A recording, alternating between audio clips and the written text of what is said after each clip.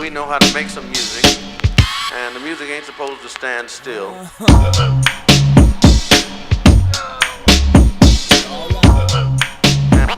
And little bit of, little bits of inroad into the music ain't enough. Now most of this equipment can be picked up at your local hardware store. The clamps were about $10 a piece. The Pyrex bowl I got at Meijer for around $5.99. WD-40 was also at the hardware store for a couple bucks, and the cotton mill gloves were probably around $3.50 at Meijer as well. So in addition to the actual molds that you'd buy on the internet from caneycreek.com, that's CANEYCREEK.com. Other than that, it's really inexpensive. The molds retail for around $40 to $50 a piece, and they are really invaluable to me. They've pretty much paid for themselves as far as recycling old soft plastic baits already. Alright, I'm going to take my Pyrex glass, pop it in the microwave here.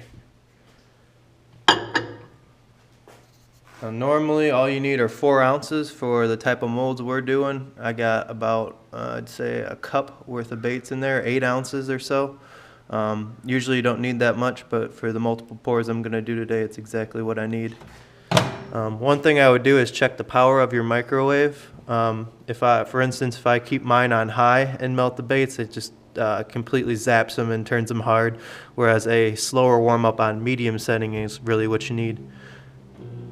So I'm going to turn it on, set it for 3 minutes, and then after the 3 minutes is up, I'm going to stir and put it in for another 1, and we'll achieve the desired temperature to mold some baits.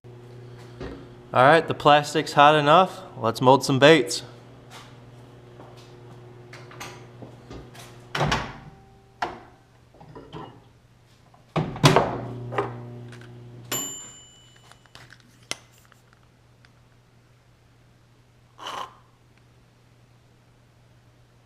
Make sure you push the air out before you do anything, otherwise you're going to end up with some crappy baits.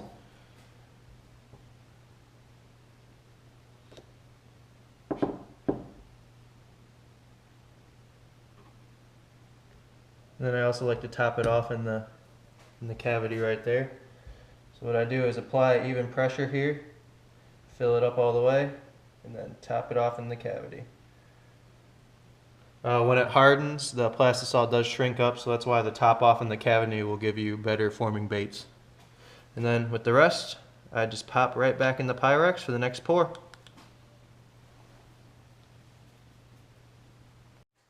That plastisol is over 300 degrees, so I'm definitely going to let that sit for about 5 or 10 minutes before I try opening up the mold and see what we have. Because the weather's so cold here in Michigan, I can definitely get away with waiting only 3 to 5 minutes instead of the usual 5 to 10.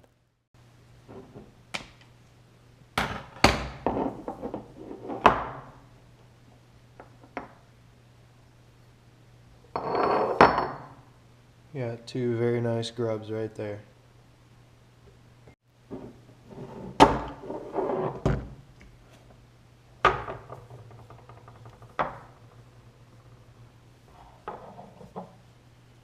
You got a perfectly formed crayfish right there.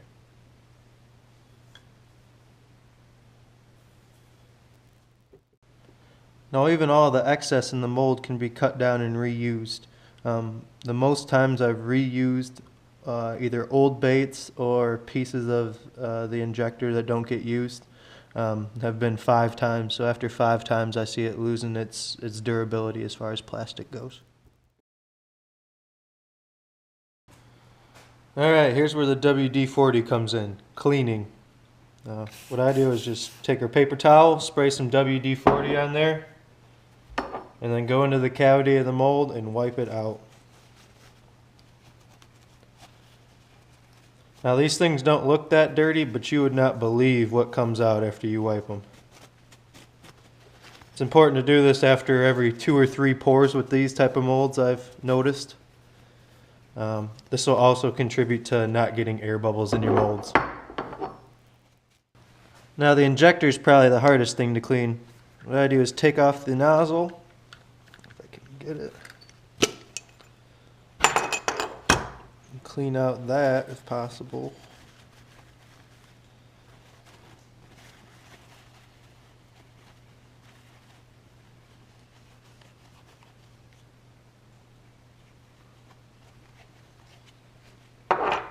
And then this pusher piece screws off. Oop. And what I do is push the towel all the way in there and then push it Now the injector is probably the hardest. And as you can see, it was quite dirty. Now the reason why the grub on the right didn't turn out as well is because I had a little either an air bubble in my injector or I didn't apply even enough pressure to it. So usually if I push too quickly and not slowly and steady, get a little air bubble in there, and that's why this one hadn't fully formed. Now to me, there's no bigger thrill than catching a nice 3 to 4 pound smallmouth on 4 to 6 pound test. But what really takes the cake for me is catching that fish with that setup using one of the baits you created. Just is a completely new experience for me, and it gives you that much more satisfaction on the water.